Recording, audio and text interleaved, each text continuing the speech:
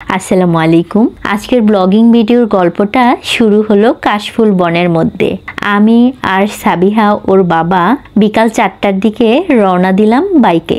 সাদা কাশফুলের দোলায় মনে হচ্ছিল যেন স্বপ্নের রাজ্যে ঢুকে গেছি। কাশবনে দাঁড়িয়ে যখন অনেকে ভিডিও শ্যুট ফটোশ্যুট করছিল তখন অন্যরকম একটা ভালো লাগা কাজ করলো। চারপাশের প্রকৃতি এত সুন্দর ছিল যে প্রতিটি মুহূর্তে মনে দাগ কেটে গেল। আমি তখন কালো প্রিন্টের একটা শাড়ি পরেছিলাম, হাতে ছিল রেশমি চুড়ি। পোশাকের সাথে চারপাশের পরিবেশ এমন সুন্দরভাবে মিলেছিল যে ভিডিওতে আলাদা এক ফ্রেম তৈরি হচ্ছিল। সাবিহা দৌড়ে দৌড়ে কখনো ফুল ছিঁড়ছে, কখনো ক্যামেরার সামনে এসে মিষ্টি হাসি দিচ্ছে। তার এই ছোট্ট দুষ্টুমি ভিডিওটাকে আরো আনন্দময় বানিয়ে দিল। আর যারা ওইখানে ভিডিও শ্যুট ফটোশ্যুট করছিল কন্টেন্ট ক্রিয়েটরদের জন্য এটা আসলেই এক অন্যরকম অভিজ্ঞতা। শুধু ছবি আর ভিডিও নয়, এর সাথে থাকে গল্প, ভালোবাসা, পরিশ্রম আর থাকে অনুভূতি। আমরা শুধু ফ্রেম বন্দি করি না, সেই আনন্দও ধরে রাখি।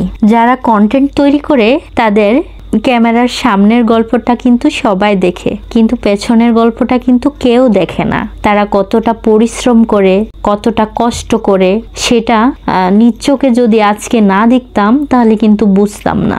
আপনাদের কাছে একটা প্রশ্ন হচ্ছে, আচ্ছা আপু ভাইয়ারা বলেন তো, জীবনে শুধু সুন্দর ছবি বন্দি করলেই কি হয়, নাকি সেই মুহূর্তগুলো উপভোগ করা সবচেয়ে বেশি জরুরি? অবশ্যই কমেন্ট করে জানাবেন। তবে আমি আরেকটা বিষয়ও এখানে উপলব্ধি করেছি, ফেসবুক কিংবা সোশ্যাল মিডিয়াতে কাজ করতে হলে বেহায়াপনা করে কাজ করতে হবে।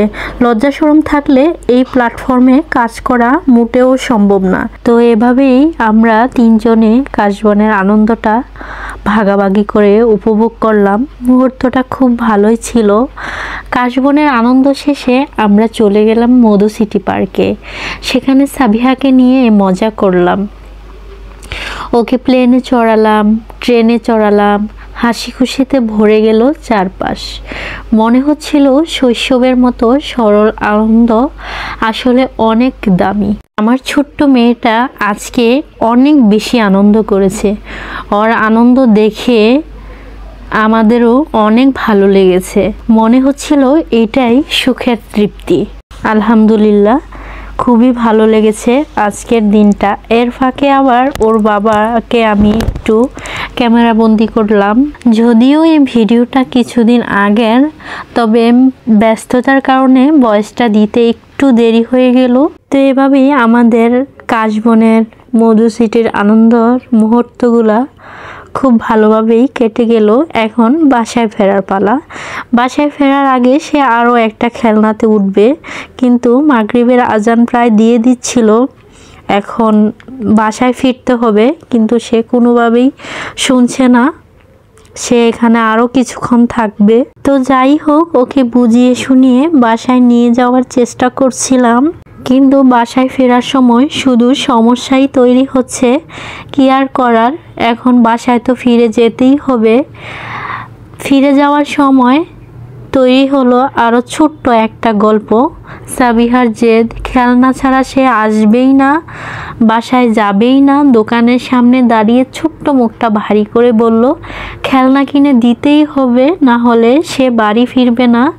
এই বায়না দেখে আমার হাসিও পাচ্ছিল, আবার রাগও হচ্ছিলাম, আবার মায়াও লাগছিল ওর জন্য। তো কি আর করার, খেলনাটা কিনেই দিতে হবে। তারপর ওকে 100 টাকা দিয়ে খেলনাটা কিনে দিলাম।